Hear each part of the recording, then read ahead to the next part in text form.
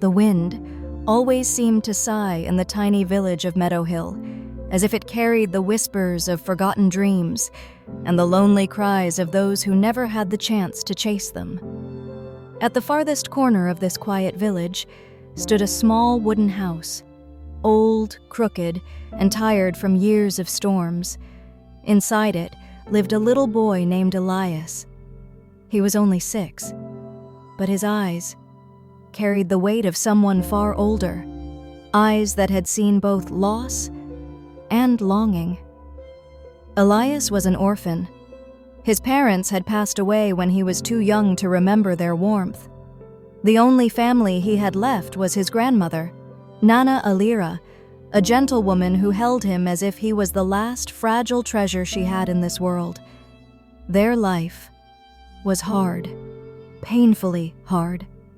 A single candle lit their nights, a cracked pot cooked their meals, and hunger was a visitor they knew too well. Yet in that darkness, Elias dreamed. He often sat outside their crooked little house at dusk, hugging his knees, watching the distant city lights flicker on the horizon like scattered stars. "One day," he whispered, his small voice trembling with hope. "One day I'll go there. I'll earn enough to make Nana healthy again. We'll have a better life. I promise." He didn't know how. He didn't know when. But even a child raised in hardship can carry a dream bright enough to light the coldest nights. Winter arrived, cruel and merciless, and Nana Alira's cough grew sharper, deeper, more frightening. At night, she struggled to breathe, her frail hands shaking as Elias held them tightly, refusing to let go. One night, during a storm that howled like a wounded beast, Elias heard Nana whisper something that shattered him. "I'm sorry, my dear. I'm sorry I can't give you more." Tears welled in his eyes. He crawled beside her, placed his tiny hand over hers, and with the bravery only a desperate child could have, he whispered, "Nana, you don't need to give me anything. I will be the one to take care of you. I will study. I will grow strong. I will make money. And I will help you get better. I promise. I promise with all my heart." And in that dark, cold moment, a fire was born inside him, small, but fierce enough to change a lifetime. School was far, books were expensive, shoes were worn thin, but Elias refused to surrender. He begged the village teacher to let him join the class, even if he had no uniform, no supplies, nothing to offer. The teacher, moved by the boy's determination, allowed him to sit near the door, where the cold wind slipped in every morning. Elias didn't care. He listened harder than anyone.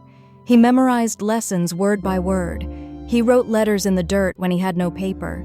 He read names on gravestones because those were the only carved words he could practice with. At home, he became both student and caretaker. He cooked, he fetched water, he stayed awake through Nana's coughing nights. He grew up far too early because life demanded it, but he never complained. The promise in his heart was louder than the hardship in his days. When Elias turned 12, a charity group visited Meadow Hill. They were offering scholarships to exceptional students from poor families. No one expected anyone from the village to succeed. But Elias stepped forward, thin, nervous, wearing clothes too big for his tiny frame, yet standing tall with determination. He took the exam with borrowed pencils and trembling hands. Weeks passed. Then, a letter.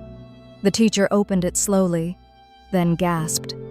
Elias had earned the highest score in the entire region. He had won a full scholarship to study in the city. Elias ran home through the fields, shouting Nana's name. When she opened the door, he threw himself into her arms and cried, "Nana, I did it! I'm going to study in the city!" Her eyes filled with tears, not of sadness, but of pride deeper than words. "Go, my boy," she whispered with a trembling smile. "Your future is waiting for you." City life was overwhelming. Tall buildings, busy streets, endless noise. Elias felt small, but he pushed on. He studied relentlessly, worked part-time jobs, washing dishes, cleaning shops, lifting crates, sometimes sleeping only 3 hours a night. Yet every weekend, he saved a small portion of his earnings and sent it back to Nana. Years passed. Elias graduated with honors. Companies noticed his talent, and even more, his unbreakable determination. By 24, Elias had built a stable career, a good income, a respectable life, something he had once only dared to dream about. One quiet morning, Elias returned to Meadow Hill, not as the poor boy he once was, but as a man shaped by struggle and fueled by love. He carried medicine, warm clothes, savings, hope. He opened the wooden door of the little house. Nana looked up from her chair, older, thinner, but still with the same gentle smile. "Nana," he whispered, tears in his eyes, "I'm home, and I'm here to take care of you now." The promise he made as a 6-year-old boy had finally become reality. Over time, Nana's health improved. Their home became brighter, warm, safe, filled with love instead of fear. Elias had done it. He had carried his dream from the edge of poverty all the way into the heart of a new life. Elias's story teaches us something powerful. Greatness is not born from comfort. It is born from struggle, from pain, from the promises you make when your world is falling apart.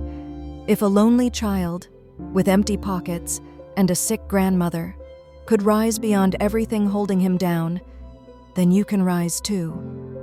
Maybe your dream feels far. Maybe your life feels heavy right now.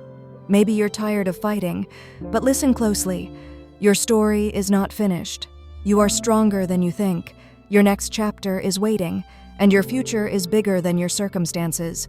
All you need is one decision, one promise, one brave step forward, and the courage to keep going, even when everything tells you to stop. If Elias could do it, then so can you. If this story touched your heart, leave a comment below sharing the dream you're fighting for.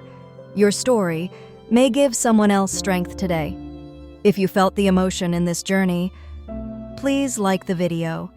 It helps the message reach more dreamers, more fighters, more souls who need hope.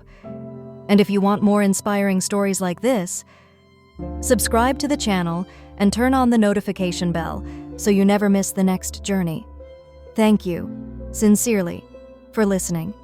And remember, no matter where you begin, you have the power to choose where your story will end.